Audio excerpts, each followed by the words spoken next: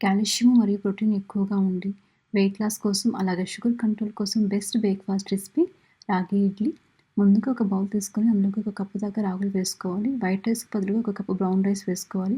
ఒక కప్పు దాకా మినపప్పు వేసుకోవాలి. ఒక కప్పు ఇడ్లీ రైసు, ఒక కప్పు అటుకులు, అలాగే 1 టేబుల్ స్పూన్ దాకా మెంతులు కూడా వేసుకొని వాటర్ వేసి 2, 3 సార్లు బాగా క్లీన్ చేసుకోవాలి.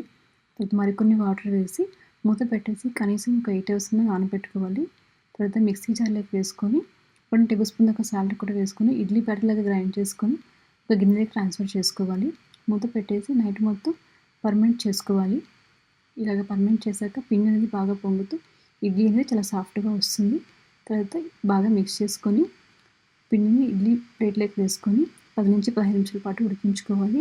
ఇడ్లీకి కాంబినేషన్‌గా సాంబారు అలాగే ఎండుమిర్చి కారమైన చాలా రుచిగా ఉంటుంది. హెల్తీ బ్రేక్‌ఫాస్ట్ మీరు కూడా ట్రై చేసి అలాగే నచ్చినట్లయితే లైక్ చేయండి.